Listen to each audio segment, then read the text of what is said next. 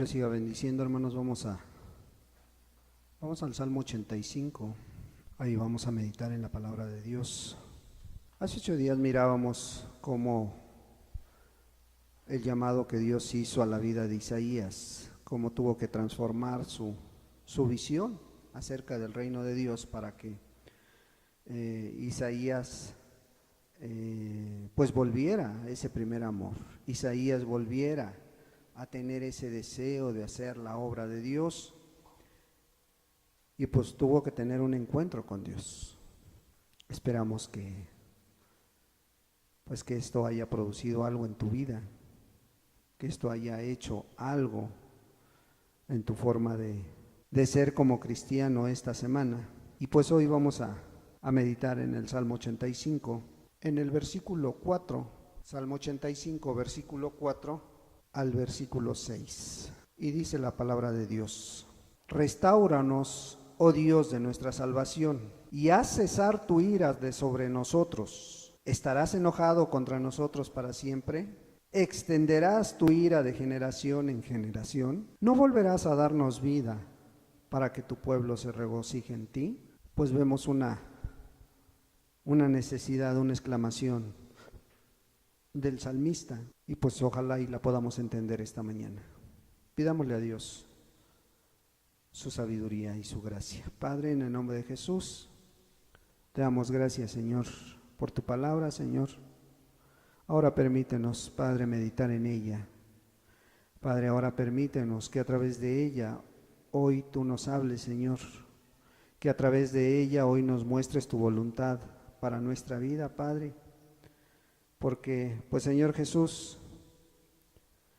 queremos estar haciendo tu voluntad, Señor.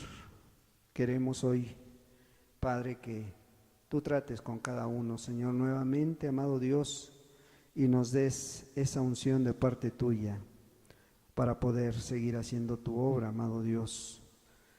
Y pues aquellos que tengas que restaurar, restaura, Señor, las áreas de todos aquellos que pudieran estar afectadas, Señor, que pudieran estar caídas, Padre. Pues sé tú tratando con cada uno, amado Dios. Tú eres más sabio que nosotros, Señor, y tú sabes lo que necesita nuestra alma esta mañana, Señor. Ven y háblanos, Dios, en el nombre de Jesús. Amén. Pues vemos como esta necesidad el salmista la expresaba, y pues clamaba, hermanos, clamaba a Dios. Y vemos que en el versículo 4 que pues él tenía una gran necesidad delante de Dios y la traía a él. La traía a Dios porque sabía que el único que podía hacer algo en su vida era Dios. El único que puedes hacer algo en tu vida es Dios. El salmista decía: restáuranos, oh Dios de nuestra salvación. Una súplica a Dios por esta necesidad. Y pues la palabra de Dios nos deja ver que cuando Dios restaura una vida, pues lo primero que hace es llevarla a un arrepentimiento, a un volverse de su mal camino, a un volverse de su pecado. Entonces lo primero que hace es traer al arrepentimiento a esta gente, a esta persona, a esta iglesia o a una nación completa, ¿verdad? Si Dios quiere restaurar a esa nación. Y enseguida, si es sincera esta persona o esta gente, pues Dios perdona su pecado, porque con ese propósito la trae a un arrepentimiento. Y como tercer paso pone fin al castigo que aplicó a esa persona, a ese grupo o a esa nación. El versículo 5 dice: ¿estarás enojado contra nosotros para siempre? ¿Estará enojado Dios contra el hombre, contra la mujer para siempre? No. ¿Va a extender su ira a tu generación? No. Cada uno, dice la Escritura, cada quien va a dar cuentas delante de Dios, y cada quien va a ser responsable de su vida delante de Dios. Entonces, El salmista tenía esta interrogante, ¿no? ¿Estarás enojado contra nosotros para siempre? ¿No? Y prueba de ello es de que está mandando la palabra a su tiempo. Y prueba de ello está mandando la medicina a su tiempo, ¿sí? El versículo 6 dice: ¿no volverás a darnos vida para que tu pueblo se regocije en ti? Esta es una muy bonita frase, hermanos, ¿sí? Porque reconoce el salmista que había vida y que hoy no la hay. Entonces dice: no volverás a darnos vida para que tu pueblo se regocije en ti. Había un declive espiritual, y cuando lo hay, pues esto siempre trae como resultado la pérdida del gozo en el cristiano, la pérdida de aquel primer amor, ¿sí? Y pues cuando esto sucede, no es que digamos estés en una situación privilegiada delante de Dios, no, sino que cuando se está en esta situación, cuando hay el declive espiritual, cuando no eres frío ni caliente, dice la Escritura que estamos en pecado delante de Dios. O sea, hay pecado. Y sí podrá haber ese pecado oculto que nadie ve, ¿sí? Mas sin embargo Dios sí lo sabe. Por eso el salmista preguntaba: ¿no volverás a darnos vida? ¿No volverás a darnos vida para que nos regocijemos en ti? ¿Sí? Porque él sabía que cuando hay vida en Cristo Jesús, hay gozo, hay alegría, hay plenitud de gozo cuando esto sucede en la vida de la persona. Entonces vemos que el salmista estaba atravesando una situación difícil, una situación espiritual en declive, una situación espiritual mala en esos tiempos, y probablemente no nada más era él, era todo el pueblo. Hoy tristemente vemos pues que hay muchas situaciones muy similares hoy en día, en muchos lugares, ¿sí? Hoy vemos que pues se aprueban leyes aquí en Hidalgo, por ejemplo, para el matrimonio, que ya no hay diferencia de personas, o sea, ya cualquiera se puede casar con cualquiera. Hoy vemos que aprueban leyes en Estados Unidos donde a los hijos, a los pequeños, a los recién nacidos que todavía no tienen decisión, hoy les puedes poner en Estados Unidos una X cuando te preguntan ¿qué sexo es? ¿Sí? O sea, ya si quieres no puedes decir femenino o masculino, sino ya simplemente X. ¿Por qué X? Porque dicen esos padres que ponen así en sus actas de nacimiento, que para que ellos elijan su sexo cuando sean grandes y no tengan problemas. Y esta es una ley ya aprobada en Estados Unidos, ya es una ley que está vigente, ¿sí? Que ya se pueden bautizar, sacar sus actas ay, se me fue el nombre, perdón, de nacimiento, perdón, ya con esa X, ¿sí? Para que no tengan problemas cuando ellos crezcan, pues ya si tienden a una sexualidad diferente a lo que su cuerpo nació, pues ya no tengan problemas con sus papeles. Entonces vemos que el declive moral y la situación de las iglesias, pues está atravesando pasajes similares o tiempos muy similares a los que el salmista vivió, ¿sí? Y también vemos, como en aquellos tiempos, que el único que puede cambiar y restaurar estos tiempos, pues es Dios. Y el salmista lo sabía, el salmista tenía muy presente esto, ¿sí? Pero para que esos tiempos cambien, para que tú no llegues con la incertidumbre de qué va a ser mi hijo o qué va a ser mi hija cuando crezca, o de qué manera los voy a sacar sus papeles. Tú tienes que voltear a Dios, tú tienes que ponerte del lado de Dios, ¿sí? Entonces, para que los tiempos cambien, los que estamos viviendo hoy en día, hoy acabamos de pasar una semana complicada en el ambiente, ¿no? En el aire. Acabamos de mirar cómo eso lo decíamos, lo vivíamos hace años en México, se vivía en México. Ah, bueno, pero pues es México, ¿no? Está lejos. Bueno, está a 1 hora, pero según nosotros está lejos. Hoy ya los estamos viviendo aquí, hermanos. Las leyes que decían, bueno, los matrimonios homosexuales se aprueban en otros estados. No, hoy ya lo tenemos aquí. Hoy ya está aquí. Y probablemente, a lo mejor tus hijos, no, tus nietos pudieran tener esos problemas. Entonces, ¿qué se necesita para que estos tiempos cambien? Pues se necesita conocer a Dios y se necesita que Dios tenga instrumentos en sus manos para poder llegar a esas familias que a lo mejor pueden tener esta incertidumbre, que pudieran tener este tipo de preguntas.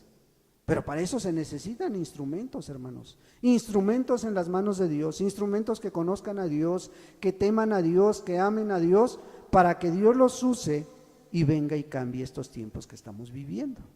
Porque de lo contrario, cada día va a ir más y más, ¿sí? Vemos que a través de la historia, Dios ha usado hombres y aún mujeres para cambiar las circunstancias. Vemos ejemplos en la palabra de Dios, cómo Dios ha usado a grandes hombres de Dios, y que eran como tú y como yo, ¿sí? Hombres sujetos a pasiones, hombres sujetos a necesidades espirituales, hombres sujetos a necesidades materiales, pero que se pusieron en las manos de Dios en su momento y fueron usados para cambiar pueblos, naciones, vidas e historias, hermanos, ¿sí? Vemos un ejemplo, por ejemplo, en la vida de Elías, cómo Elías se puso en las manos de Dios, cómo Elías fue usado por Dios para que pudiera mostrarse el poder de Dios en la vida de Elías, ¿sí? ¿Qué hizo Elías? ¿Algo extraordinario? Pues sí, solamente ponerse en las manos de Dios. Y eso es extraordinario. Eso a veces cuesta. Ponerse en las manos de Dios es morir a ti mismo. Ponerse en las manos de Dios es buscar hacer la voluntad de Dios. Elías lo hizo. Y cuando tuvo que enfrentarse delante de 400 profetas, ¿sí?, de Baal, él no se hizo chiquito, no le dio miedo. Al contrario, los retaba y se burlaba de ellos, les hablaba irónicamente. ¿Dónde está su Dios? Háblenle, a lo mejor está dormido, no los escucha. Pero cuando él clamó a Dios, le dijo: respóndeme, Jehová, para que este pueblo sepa que tú eres Dios.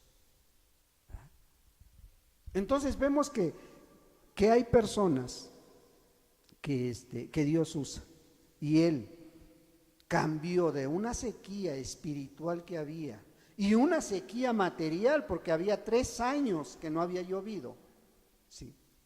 Y cuando él se puso en las manos de Dios, Dios mandó la lluvia, Dios mandó esa nueva vida, Dios restauró vidas, cambió el tiempo y mandó la lluvia. Y esto empezó con una pequeña señal. Esa señal puede ser tu vida, hermano, puede ser la vida de alguno de los que estamos aquí, ¿sí? O vemos también otro ejemplo cuando Ezequías convoca a la celebración. La historia de Elías, lo que te acabo de mencionar, lo puedes buscar en Primera de Reyes 18. Segunda de Reyes, Primera de Reyes capítulo 18, ahí puedes ver 17, 18. puedes ver toda la historia de Elías. Otra historia que vemos en la Escritura es cuando Ezequías convoca la celebración de la Pascua. La celebración de la Pascua había sido quitada, ¿sí? Desde la muerte de Salomón hasta los días de Ezequías no se había celebrado la Pascua, y desde la muerte de Salomón a los días de Ezequías habían pasado 13 reyes por el trono de Israel. Y esos 13 reyes, ninguno se había atrevido a volver a celebrar la Pascua. O sea, a ofrecer sacrificio a Dios por los pecados del pueblo. No lo habían hecho. 13 largos reinados habían pasado. Entonces mucha gente ya no se acordaba de esta celebración. Ya no se acordaba de que pues un día habían celebrado la Pascua, ¿sí?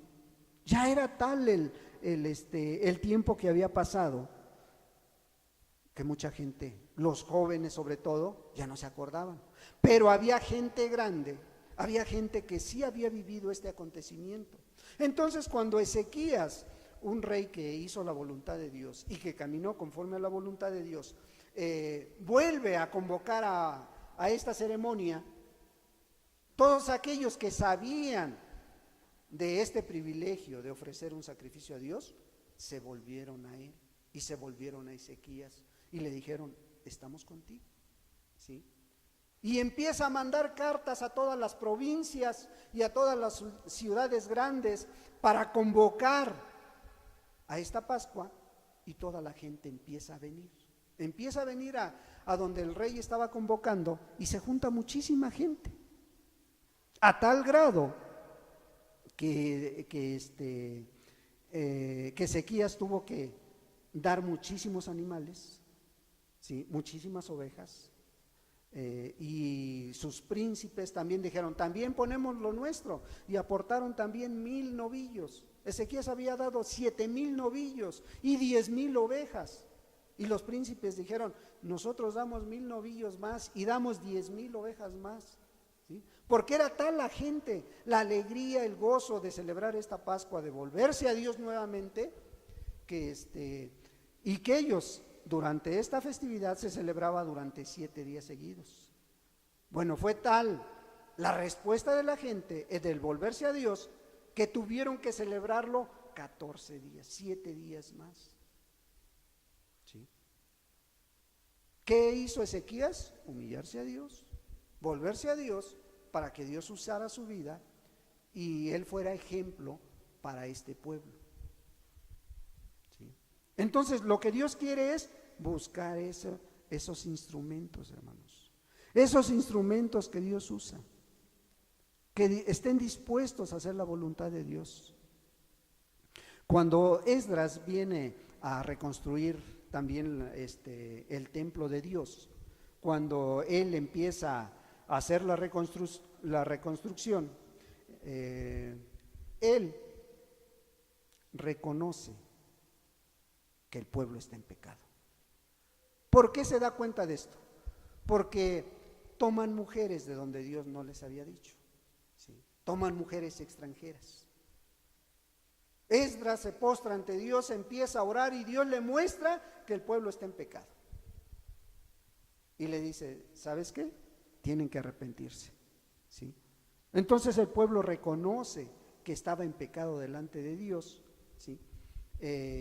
Pues habían tomado sus mujeres, de las mujeres extranjeras, y se vuelven a Dios, ¿sí? Se vuelven a Dios y buscan a Dios de una manera bonita, de una manera preciosa, a tal grado que tienen que dejar a sus mujeres, a sus nietos, a sus hijos a un lado, ¿sí? Y Esdras convoca a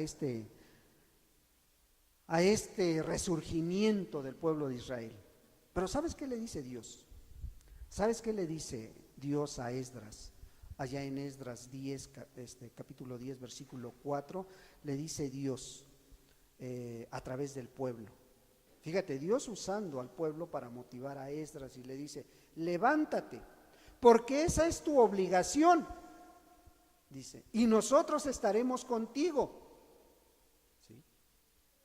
Esfuérzate y nosotros estaremos contigo, dice. ¿Sí?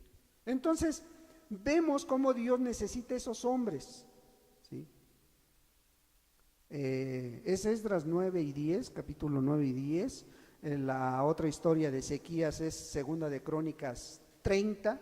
Ahí pueden ver esa historia, hermanos. ¿Sí? Entonces, a lo que voy es que Dios necesita instrumentos, necesita hombres y mujeres dispuestos a hacer su obra, dispuestos a hacer su voluntad. ¿Sí? Dios necesita una iglesia que ame trabajar para Él, que se ponga en las manos de Dios. Entonces, tú y yo necesitamos ponernos en las manos de Dios. ¿Sí? Había un siervo de Dios que decía que para que una iglesia cambie, ¿sí?, para que una iglesia empiece a hacer la voluntad de Dios, esto se tiene que ver primero por una restauración espiritual que Dios traiga a su pueblo, ¿sí?, a su iglesia. Y por eso el salmista decía, no volverás a darnos vida para que nos regocijemos en ti. ¿No volverás a darnos vida? Carlos Finney, aquel gran predicador y misionero, se puso en las manos de Dios y fue un gran instrumento en las manos de Dios, a tal grado que naciones completas se volvieron a Dios a través de su predicación, ¿sí? Y él decía que una restauración de parte de Dios en la iglesia es el regreso al primer amor de cada miembro o del grupo en general. ¿Sí? Entonces, esto puede venir una restauración a través de una manera individual o colectiva, pero la tiene que haber. ¿Sí? Hoy, ¿qué clase de restauración necesitábamos? ¿Qué clase de restauración necesita nuestro país? ¿Qué clase de restauración necesita nuestra iglesia? ¿O qué clase de restauración necesita tu vida? ¿Te has preguntado eso? Hoy nuestra nación necesita que una restauración que resucite a este pueblo cristiano, a este pueblo que se dice iglesia, a este pueblo que se dice cristiano. Necesita Dios restaurar a estas iglesias. Necesita restaurar estas vidas, ¿sí?, para que puedan ser los instrumentos que Dios use para alcanzar a la gente que no conoce a Dios. ¿No volverás a darnos vida? O sea, volver a esa vida de oración, a esa vida de lectura, a esa vida de hacer la voluntad de Dios. ¿Sí? Y cuando dice, no volverás a darnos vida, es porque antes había vida. ¿Sí? O sea, no puede Dios volver a dar vida a alguien que nunca ha vivido el camino de Dios, nunca ha caminado con Él. No, aquí está hablando a nuestra vida, aquí está hablando al creyente, al que se dice cristiano, ¿sí? A ese está hablando, aquel que ha tenido vida en alguna parte, en alguna etapa de este tiempo que llevas en la tierra. ¿Sí? El volver a la vida es resurrección, como el ejemplo de Lázaro, ¿no? Lázaro, ¿cuántos días tenía de muerto? 4. Ya estaba en la tumba, ¿sí? Es más, su hermana dice que ya olía mal, ¿sí? Mas sin embargo, cuando Dios llega hasta él, cuando Jesús llega hasta la puerta de esa tumba, le dice, Lázaro, sal fuera. ¿Qué hace? Le da vida nuevamente. ¿Por qué? Porque estaba muerto y lo resucita. De esa manera, el salmista está diciendo, no volverás a darnos vida, no volverás a darnos vida, una nueva vida para este lugar, una nueva vida para esta iglesia, una nueva vida para mí o para nuestra nación, ¿sí? para una iglesia que quiere hacer tu voluntad, para una persona que quiere hacer tu voluntad. O cómo nos daría gusto para esta nación que quisiera hacer la voluntad de Dios. Y eso a lo mejor lo vemos muy lejano. Pero hermanos, los avivamientos empiezan con una persona, dos, tres, con una iglesia, con una pequeña comunidad como esta, o con una iglesia grande, con un movimiento grande. Una restauración que se parece a una restauración física, una restauración que despierte a los santos, que despierte a esas mujeres temerosas de Dios, que las vuelva a Él, ¿sí? Una restauración que despierte a aquellos que pues a lo mejor fueron apartados con un propósito. Dios los atrajo a Él por un tiempo y ellos ahora se han apartado y hoy ese propósito que tuvieron para volverse a Dios se ha ido de sus vidas.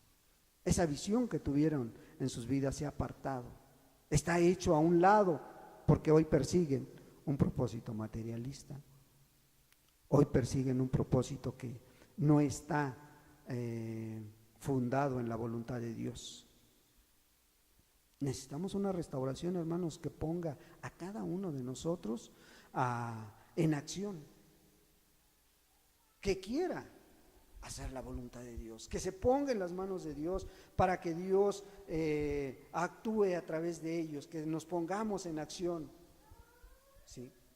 Una restauración que traiga esa nueva visión fresca, una unción fresca, una unción que venga a cambiar tu rutina, esa rutina que ya te envolviste y que no te quieres salir de ella. ¿Sí?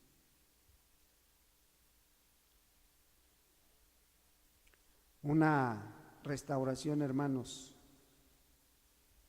que venga a tu vida para aquellos que te rodean, para aquellos que te ven, para que aquellos que viven contigo lo vean, hermano. No que lo estén escuchando a cada día, porque muchos a lo mejor nos hemos cansado de hablar y de hablar y de hablar y de hacer otra cosa. Y el mensaje es muy equivocado. No, yo sí soy cristiano, yo sí oro y nunca te ven orar, yo sí leo y nunca te ven leer, yo sí hago misericordia y nunca te hacen ver que te intereses por tu prójimo. Y eso es una realidad en muchas vidas, hermano. Ojalá y en tu vida no sea así. Sí, los que te rodean, tus compañeros de trabajo, tu familia, ya no quieren a lo mejor que los estés condene y condene y condene y no te vean actuar. Necesitan una restauración. ¿Necesitas una restauración en tu vida? Pídesela a Dios. ¿Qué pasaría si llegara esa restauración a tu vida? ¿Cambiaría tu estilo de vida? ¿Cambiaría tu forma de ser? ¿Qué pasaría si esa restauración llegara a la vida de alguien en esta iglesia? O que llegara a tu propia vida, o que llegara a todos los que estamos aquí. ¿Lo notarías? ¿Te gustaría vivirlo también? ¿Te gustaría vivir ese avivamiento, ese cambio de mentalidad? ¿O qué estás anhelando? ¿Qué anhelas tú en tu vida como persona, en tu vida como cristiano? ¿Qué anhelas para el futuro? ¿Qué estás anhelando para este lugar, para esta iglesia? ¿Quisieras que se convirtiera en una casa de Dios y en una puerta del cielo para que todo aquel que llegue pudiera rendirse ante Dios? ¿O que un día tu propia familia pudiera venir y entrar por esa puerta que es camino al cielo? ¿Lo has pensado? ¿Sí? ¿Has pensado que tú puedes ser ese instrumento para que Dios cambie a lo mejor la situación espiritual en este lugar? ¿O nada más estás mirando las cosas por encima? ¿Estás dispuesto a dar ese primer paso, hermano? ¿Estás dispuesto a dar ese paso tú, aunque los demás no quieran, para buscar una restauración, para buscar un avivamiento? Tú lo sabes. Una restauración que avive el antiguo fuego que había en muchos y que hoy tristemente se ve apagado, se ve medio apagado o se ve apagado. Y el salmista conocía su situación Y era sincero con Dios. No volverás a darnos vida, decía. No volverás a darnos vida. ¿Sí? Esa vida que teníamos antes, esa vida que nos daba gusto venir, que nos daba alegría venir, que teníamos gusto por ver a los hermanos. ¿Sí? Esa vida que disfrutábamos plenamente. Y a veces echas a tu mente a volar y dices, ay, aquellos días, ¿te acuerdas? ¿Te acuerdas cuando empezamos a caminar con Dios? Qué hermoso era, qué maravilloso era. Donde no te importaba nada, donde a lo mejor no tenías el conocimiento que hoy tienes, mas sin embargo buscabas hacer la voluntad de Dios. ¿Sí? Buscabas hacer la voluntad de Dios y a lo mejor nuestros predicadores a lo mejor no tenían la visión adecuada para el reino, pero nosotros nos dejábamos guiar, nos dejábamos guiar por ellos y escuchábamos. ¿Sí? Les digo porque yo lo viví, hermano. A mí me decían, vente a las 5 de la mañana y ahí estábamos a las 5 de la mañana. Hoy no vas a ir a trabajar y no íbamos a trabajar. Ahí estábamos buscando a Dios. ¿Sí? ¿En error? Sí, en error. Pero buscábamos agradarle al Señor, hermano. En nuestra ignorancia buscábamos agradarle a Dios. ¿Sí? Y hoy muchos dicen, ¿te acuerdas de esos días? ¿Te acuerdas cuando hubo una reunión de oración? ¿O te acuerdas cuando hicimos una media velada aquí hace cuánto, hermanos? ¿5 años? ¿O más? ¿Sí?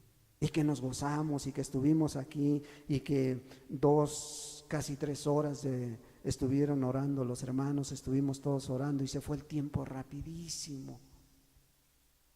Y hoy te puedes acordar a lo mejor de esos días, ¿sí? O algún retiro que asististe a tu iglesia, a aquel lugar donde te congregabas.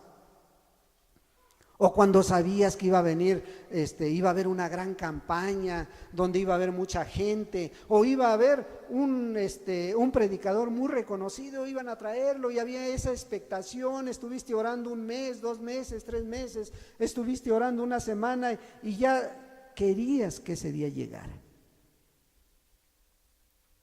Y para muchos pues fue hermoso, hermanos. Eran bonitos días, ¿sí?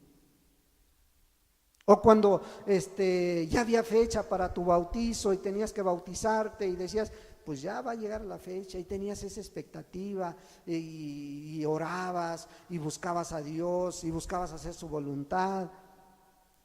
Y ahí estabas bien atento a que llegara ese día. ¿Sí? O por qué no esa boda, los que fueron casados bajo la voluntad de Dios, ¿no? Hay pocos, pero sí los hay aquí también, ¿verdad? Pero ¿qué pasó, hermanos? ¿Qué pasó? Así como Pablo a los Gálatas, allá en Gálatas 5, versículo 7, les dice, ¿quién nos estorbó? ¿Quién nos estorbó, hermanos? ¿Quién nos estorbó? Vosotros corrías bien, vosotros ibas bien, corríais bien. ¿Quién nos estorbó para no obedecer a la verdad? Para no seguir haciendo la voluntad. ¿Quién nos estorbó? Y aquí es donde también entra la iglesia, entras tú, entro yo, porque a lo mejor tú has sido causa de ese estorbo para aquellos que iban caminando bien. Vosotros corríais bien, decía Pablo. Vosotros corríais bien, ¿sí? ¿Quién nos estorbó para no obedecer a la verdad? ¿Acaso fue el hermano? ¿Acaso fue la hermana? ¿Acaso fue el predicador? ¿O quién? ¿O porque crees que el lugar es pequeño? ¿O porque ves que el lugar nunca se llena? ¿Sí? ¿Quién os estorbó a no obedecer a la verdad? Ay, es que pues seguido nos están dando palabra dura, seguido nos están regañando, ¿sí? O no saben las circunstancias que yo vivo, No, es que hace años no tenía yo el trabajo que hoy tengo. Hace años no tenía yo la profesión que hoy tengo. Hace años no tenía las necesidades que hoy tengo, ¿sí? Hace años tenía toda mi familia junta, hoy ya por algunas circunstancias ya no la tengo junta. Entonces, pues las circunstancias. Por eso Pablo preguntaba, ¿quién nos estorbó? ¿Quién nos estorbó? Vosotros corríais bien. ¿Quién nos estorbó para no obedecer a la verdad? Decía el apóstol Pablo. Sí. Y aquí puede haber muchos, ¿no?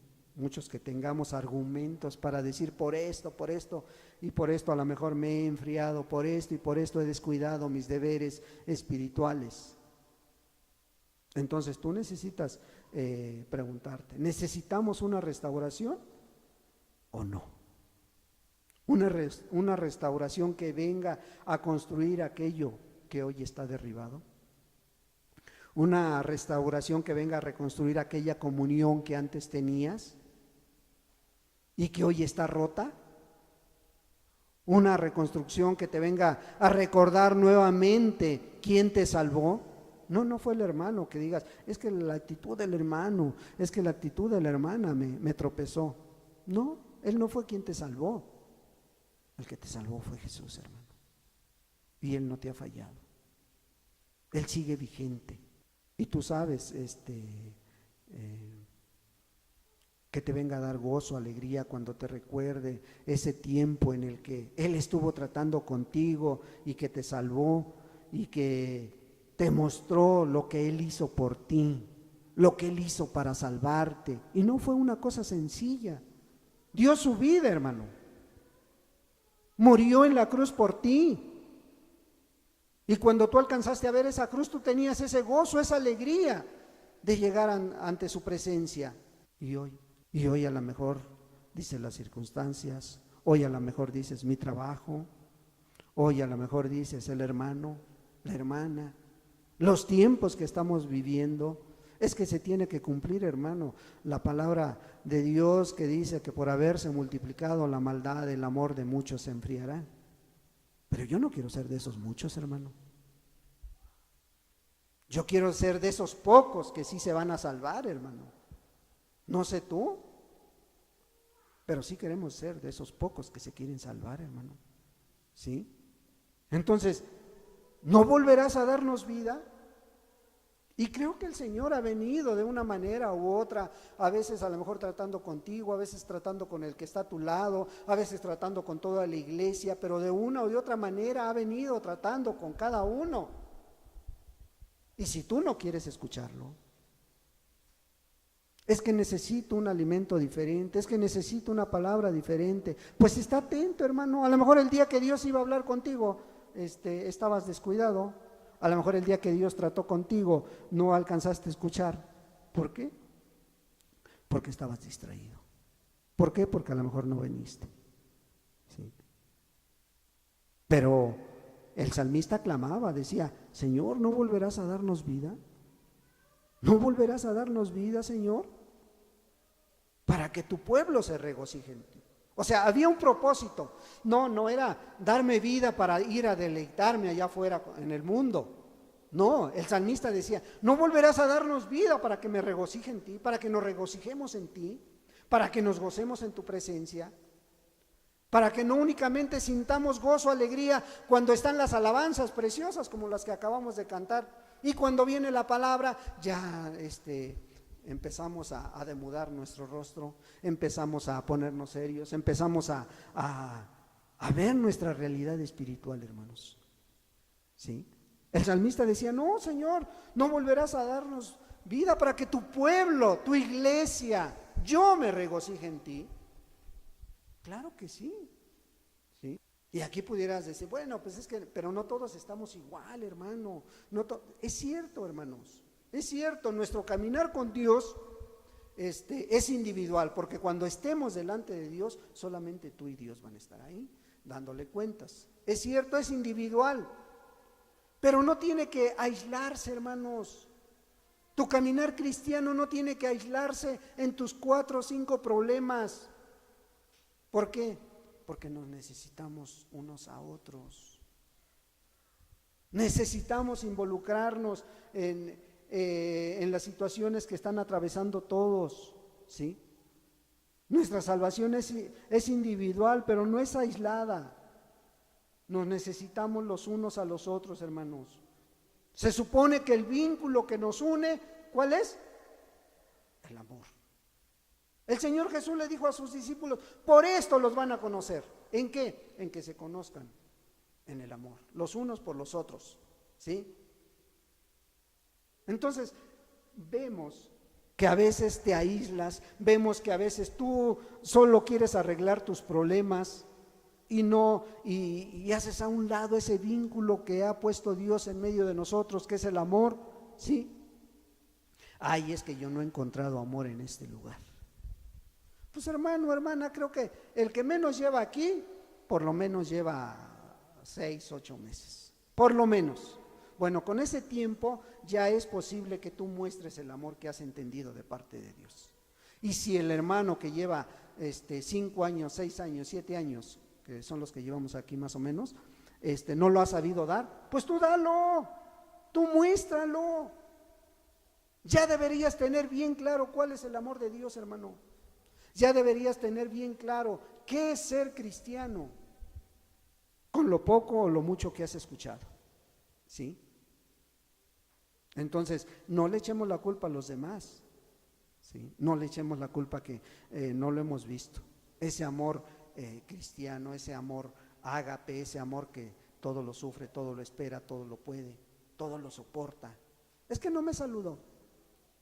Hermano, salúdalo tú. Y dice la Escritura que ascuas de fuego amontonará sobre su cabeza. Entonces, necesitamos estar más unidos, necesitamos mostrar aquello que Dios está haciendo en nuestra vida, necesitamos compartir las bendiciones que Dios nos da a cada uno, pero también necesitamos compartir las luchas, las pruebas, las necesidades espirituales, materiales, las necesidades físicas, ¿sí? O sea, un andar juntos en todo, un caminar juntos en todo, ¿sí? Porque si no hubiera sido esta la voluntad de Dios, pues entonces Dios nada más hubiera salvado a personas y se las lleva. ¿Para qué hay iglesias? ¿Para qué hay lugares como estos? ¿Para qué fundaron los discípulos las iglesias? Para mostrar que Dios se vale de vidas como la tuya y como la mía para atraer a otras personas, ¿sí? Vemos este ejemplo, lo vemos plasmado en la iglesia primitiva, ¿sí? En Hechos 2, versículo 1, dice que todos estaban unánimes, todos estaban juntos. ¿Qué estaban haciendo? En ese momento estaban esperando la promesa del Espíritu Santo, ¿sí? Y ahí nos empieza a narrar cómo tenían en común esa necesidad. ¿Cuál necesidad? De que Dios derramara del Espíritu y sus vidas fueran llenas del Espíritu. Y posteriormente en el versículo 42 empieza a fundarse la primera iglesia. La primera iglesia primitiva. Tú no tienes que perseguir la iglesia pentecostal, tú no tienes que perseguir como ejemplo la iglesia presbiteriana, los mormones, los testigos de Jehová. No, tú tienes que perseguir el estándar de la iglesia primitiva y ver que sí se puede, porque ellos sí pudieron tener en común todas las cosas, porque ellos sí caminaban juntos. Y podemos ver esta historia, Hechos 2.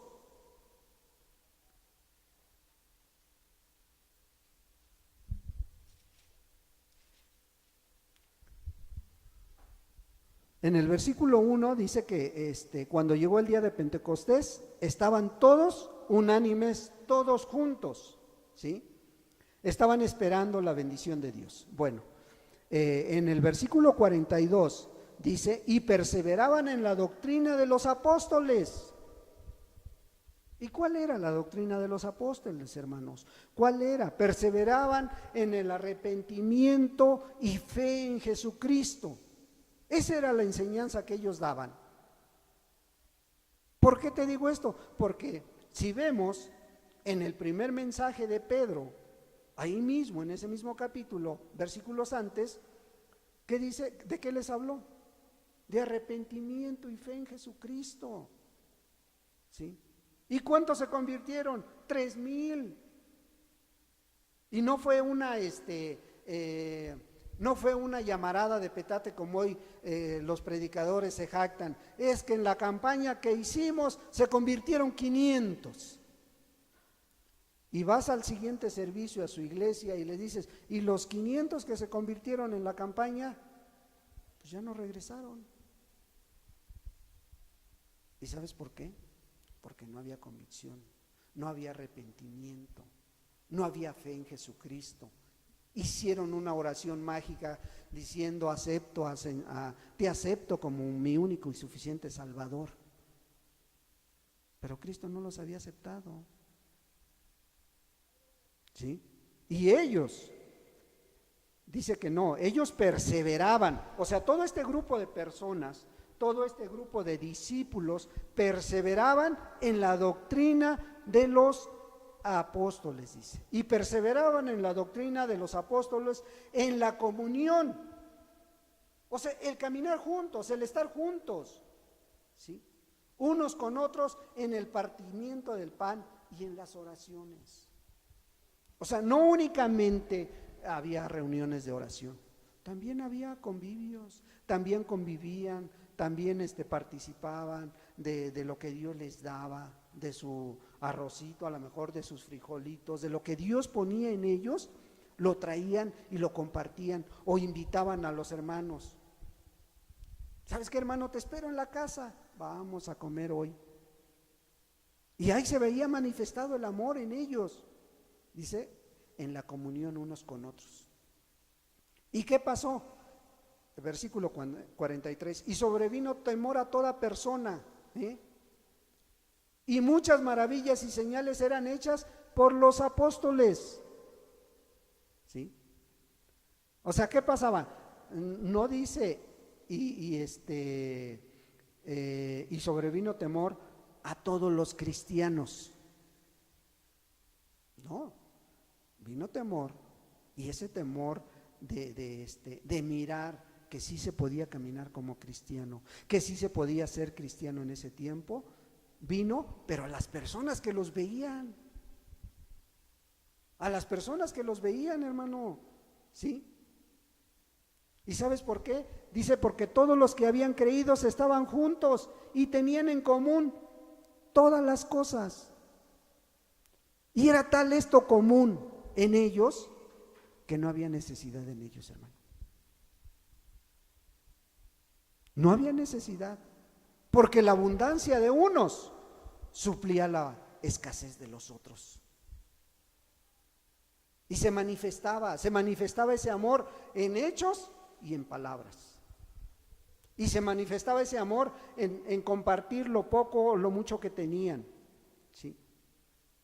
Tenían comunión unos con otros, ¿sí? Versículo 46, y no te voy a leer los otros dos versículos, 44 y 45, no porque creas que me los quiero saltar, no. ¿Por qué?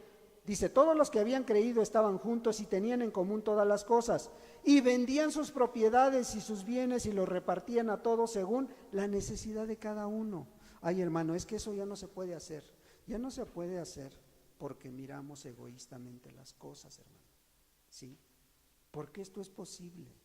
Si Dios lo dejó plasmado en la Escritura, es porque es posible, hermano, ¿sí? Se puede hacer.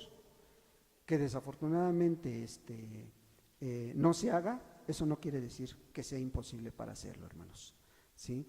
Pero y el versículo 46, y perseverando unánimes cada día en el templo y partiendo el pan en las casas, comían juntos con alegría y sencillez de corazón. No había grandes banquetes, No ponían no contrataban mesas, sillas cada 8 días. No, hermanos, con alegría y sencillez de corazón. Así como Dios los bendecía, así querían bendecir ellos a los demás. Y entonces comían juntos con alegría y sencillez de corazón. Pero ¿qué dice? Perseveraban unánimes cada día en el templo. En aquel tiempo asistían a los templos judíos todavía. ¿Sí? Para aquellos que dicen que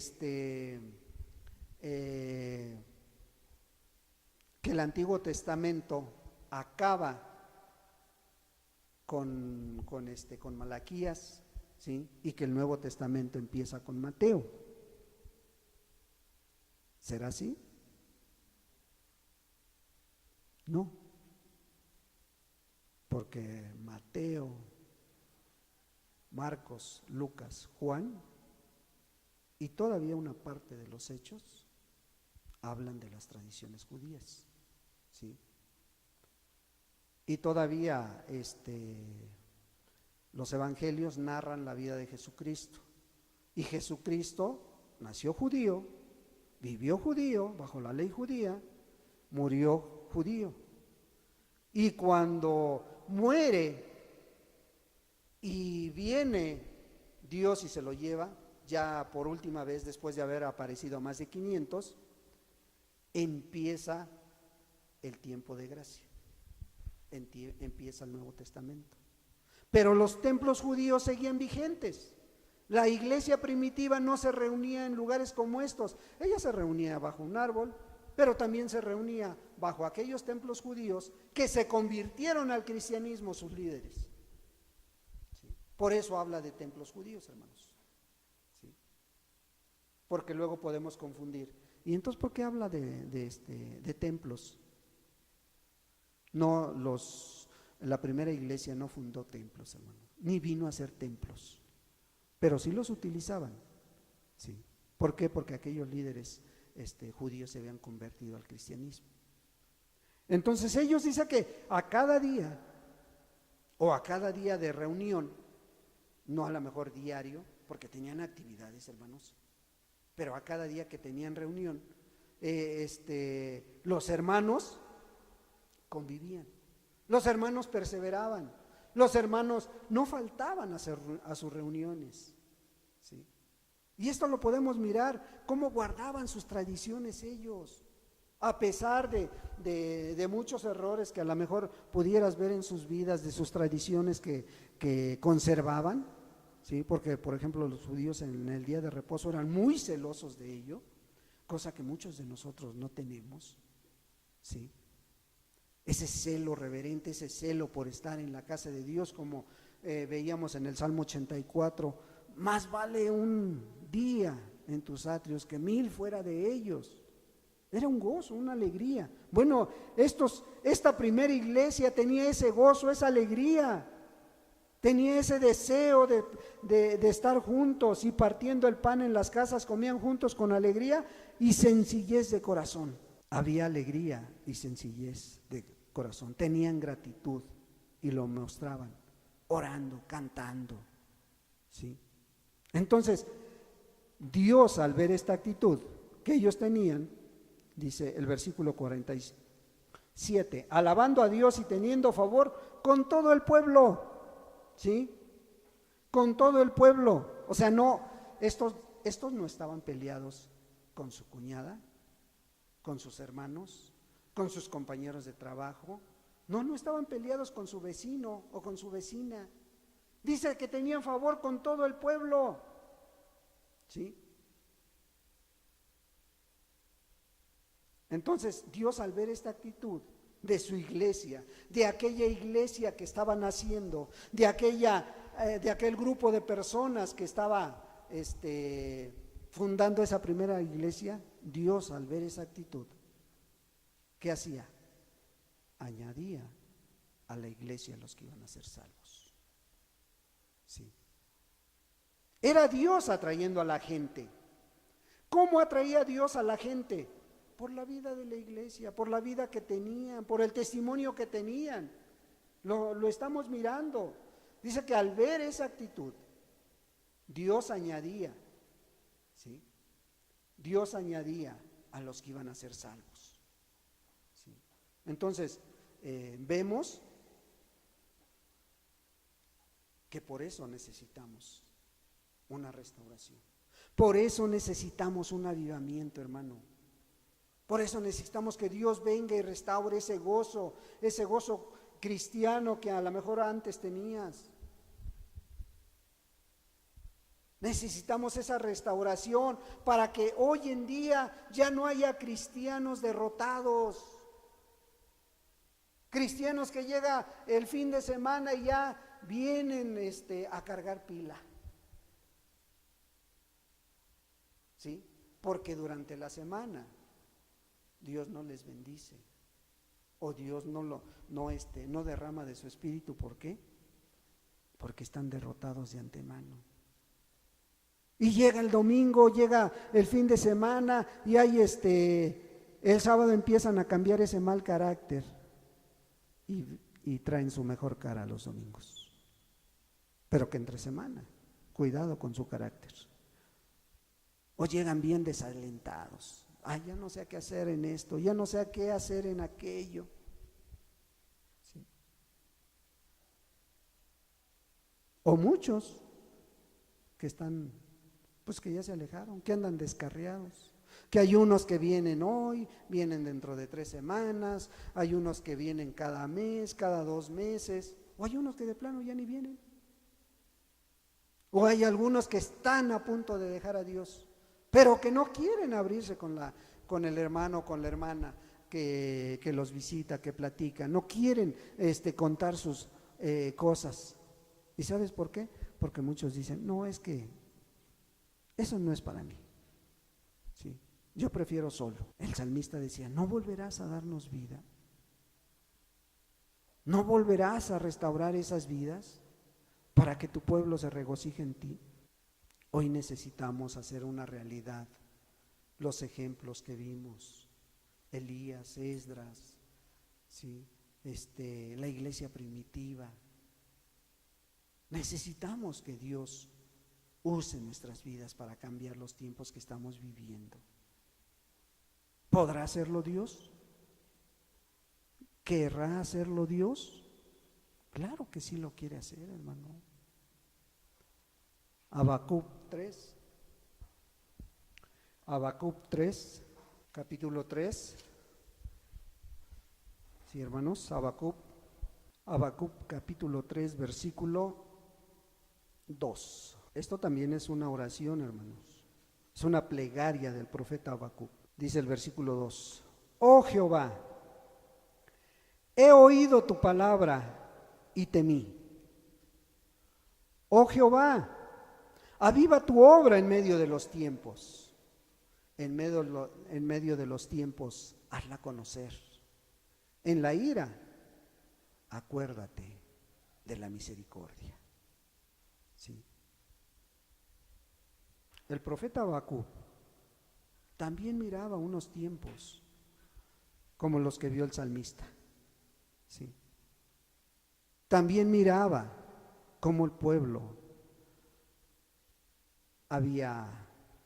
se había descarriado, y cómo miraba que su obra estaba estancada, que su obra necesitaba una restauración, que su obra necesitaba un avivamiento.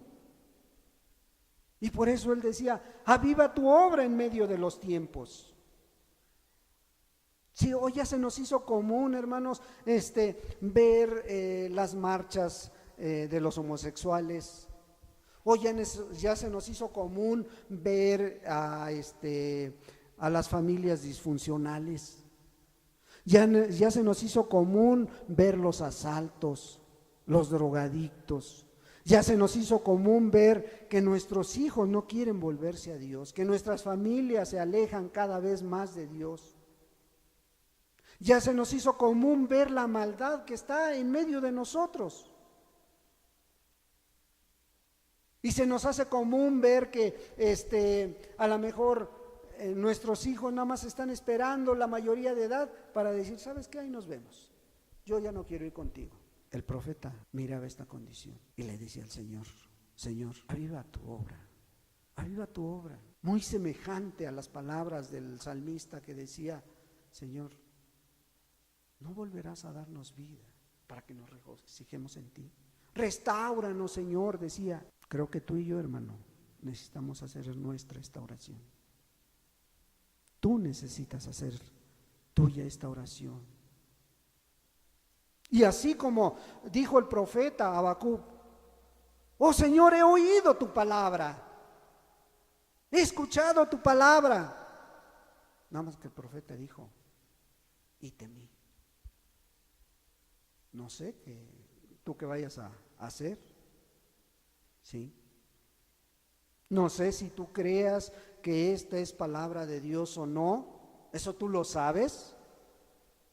No sé si esta palabra produzca o esté produciendo algo en ti, pero lo que sí sé es que tú la has escuchado, hermano.